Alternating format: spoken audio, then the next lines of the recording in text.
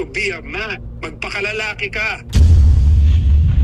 Ayusin mo ang problema mo sa asawa mo. Unahin mo yan. Tama ka dyan. Pero wag mo bastusin yung tao na tumumulong sa'yo sa lahat ng problema mo. Ikaw okay ka na, di ba? Paano si Pern na umiiyak?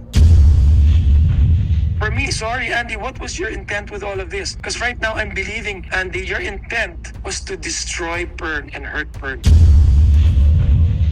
I can sleep in the same bed with Pernilia and my wife would not doubt. I mean, to tell you the truth, I really think Pern, she should sue. People can bash me, I don't care. Hi, Derek. Ayan. O, ito na. Anyway, ayan. Syempre, Derek, pasensya ka na. Dahil alam ko naman kaibigan nyo si Pern. Oo. At